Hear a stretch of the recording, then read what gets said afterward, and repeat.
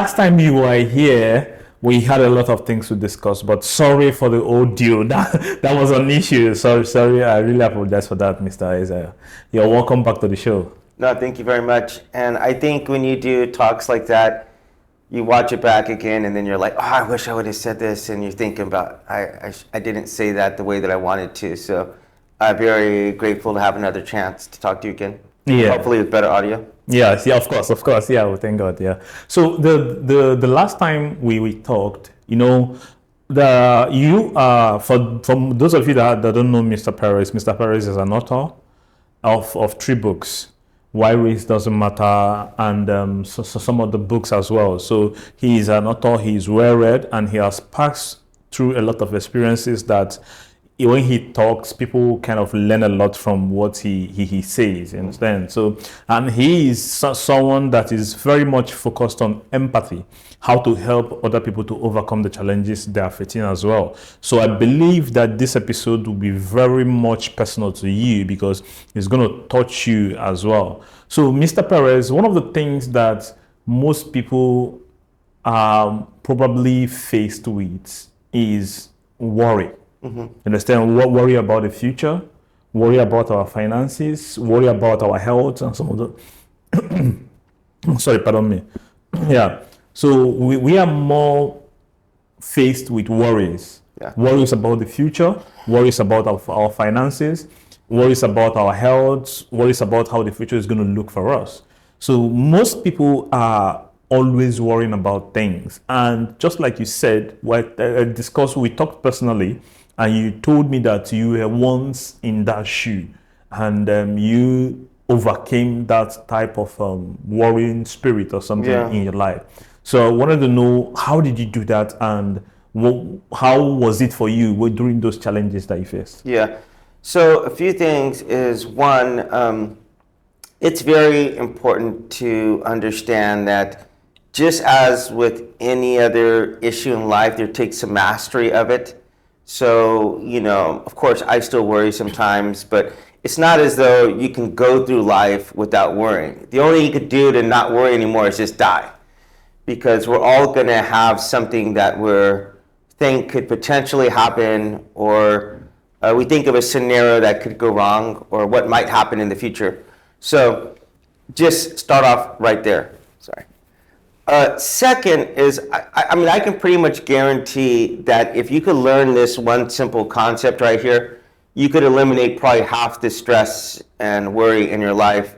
But I learned this from Dale Carnegie's book, How to Stop Worrying and Start Living, which I will make available in the description. But this book describes this thing that I can teach you in about just a couple of minutes, but it'll take a little bit of practice. But let's say you get yourself in a bad situation.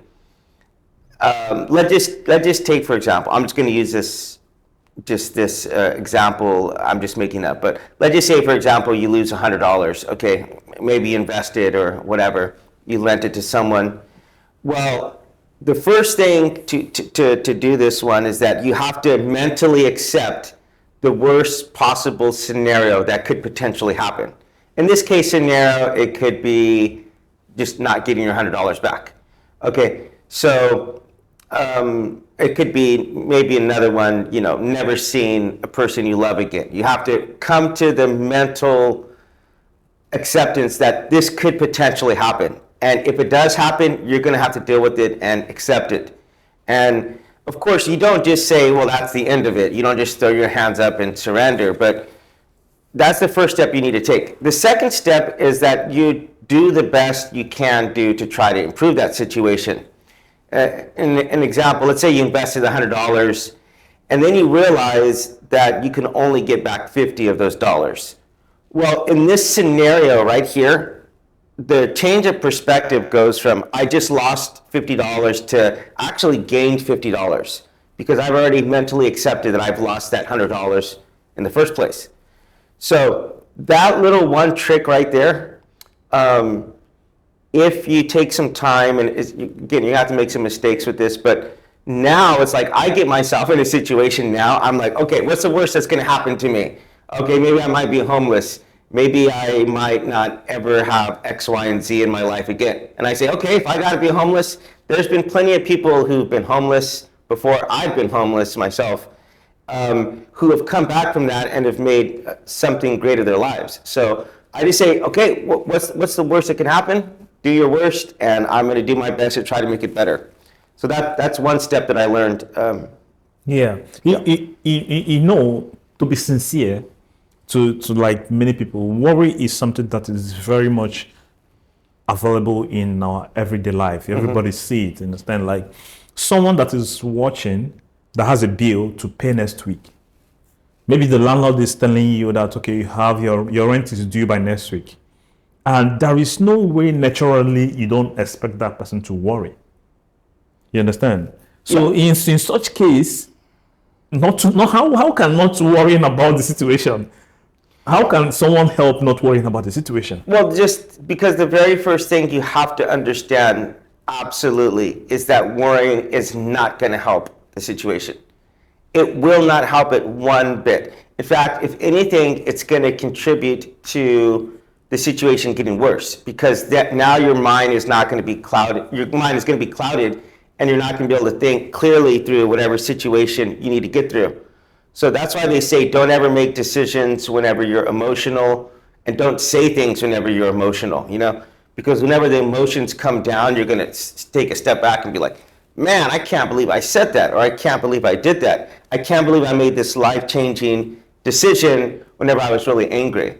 So yeah, you just have to not worry. And I know that seems kind of like impossible, but I will just give you an example. I was driving one day and I had a girl in my passenger seat, and the stick shift just somehow ripped off and like disengaged. And so I couldn't shift or anything, you know, so I had to veer my car over, and then I had to push it like through the street over to the side, and I called my friend and he came and fixed it. And, you know, under normal circumstances before all of this, I would have been sweating, I would have been cursing, I would have been so angry, and that would have really affected my ability to solve this problem. But after my friend fixed it, the girl her mouth was just like, how did you just do that? You didn't once lose your cool. You stayed calm and composed the entire time through. And I had to make it very well known. I'm like, this is not the kind of person I've been in my life. I've learned this lesson right here, that getting stressed out, getting angry about the situation is not going to help me get through it. If anything, it's going to debilitate me. So that I think is the most important thing right there, is to not let it. You can obviously say it's obviously an issue you have to deal with, the issue you mentioned, but if you use that other example that I told you, like, okay, what's the worst? If the worst ever is going to happen, that you get evicted or you have to, you know, live in a homeless shelter till you get yourself together, well, that's just something you have to do. And I can tell you from going through homelessness that I went through it for several months myself. And I can tell you that was one of the most liberating experiences of my life. I had to get rid of like 75% of the stuff that I owned. And I was weighed down by a lot of the stuff that I had, you know? And there were some days I just got tired of carrying stuff around, and I would just leave a jacket on the subway or something here, because this isn't Korea, by the way. Wow. So, yeah, so I have gone through that. And when you're going through it, it could be really rough, but here's the other part of this, is that you have to think in the future. Because one of the things about worrying is that the reason why it's so bad is because we worry about things from the past and then we worry about the future. The problem is that neither of these things exist. The only thing that exists is the here and right now. The past does not exist anymore, and the future is yet to happen. So when I find myself in situations that are very stressful, I don't know how I'm going to get out of it, the one thing I do is I try to imagine myself 5 years from now, who's gone over this little problem and said, you know, who's going to look back and say, this problem was nothing. It was such a big deal at the time. And I was so wrapped up in the moment that I thought my world was going to end. But now here I am 5 years later. It's made me a stronger person. the negativity that I was talking about, this almost dying, being homeless, being divorced, all that stuff has actually made me a much stronger person. So you have to have some perspective when thinking about this. Yeah. Yeah, have you heard about the law of attraction, like, or something? Have you heard about the law of attraction? Of course. Yeah, the law of attraction says that you attract what you think about. Like, if you focus on the positive things, more positive things are going to come to you. And if you focus on negative things, more negative things are going to come to you. But, most people are living paycheck to paycheck. So, and because they're living paycheck to paycheck, they don't have that abundant mindset. They kind of worry about their finances, whether their future is going to be okay. So they don't have that kind of mindset. So, and once they focus on not having abundant mindset, they attract those things again into their life. So it's just like a loophole. We keep going through that loophole again and again. Right. So like someone that have developed not to worry, how can the person tap into the infinite, abundant mindset for them to grow their life or something? So speaking of the worrying, let's talk, since you're talking about money, one of the things that is the hardest with this one is that whenever you start to compare yourself to other people, because there's only two possible scenarios that can happen. One is that you're going to feel inferior to someone, or two, you're going to feel inferior. So the only person you should be comparing yourself to is yourself, past versions of yourself. So you got to start off there, and I'm not going to say so much like lower your expectations, because maybe you should have some higher expectations, but you have to be able to learn to be happy with what you have, because I mean, there's just this really good, I don't know, I'm going to butcher this, but it's like you could have everything in the world and still be completely miserable. There's lots of artists, there's lots of musicians and actors who wind up offing themselves, man. They're completely miserable and depressed in their lives. So, I mean, it's just absolute guaranteed that like money is not going to get the fix that's going to solve this problem. Because this is really an internal problem.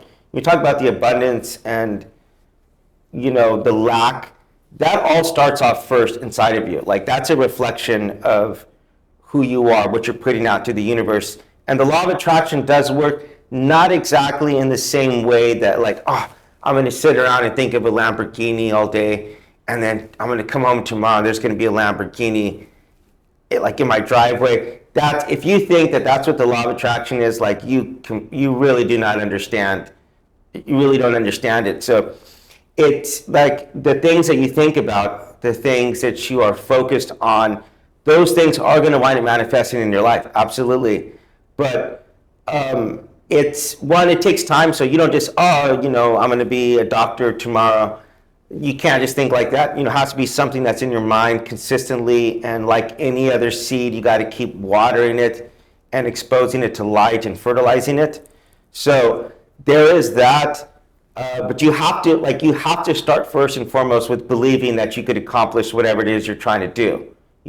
If I don't think that I can, win this contest or get this girlfriend, like that's going to completely defeat my ability to do so confidently with whatever it is I need to do. So yeah, this is a reflection of yourself. You have to believe in yourself, and you have to be willing to face adversity, because those are the things that really show that you want whatever it is you're going after. And if the universe is alive, you could think of the universe sending you tests, like how bad do you really want this? Are you willing to give up on your dreams after 1 or 2 or 3 or 4 or 5 setbacks and defeats? But if you just keep going at it, no matter what, say, failure is not an option here. I'm going to keep doing this over and over and over.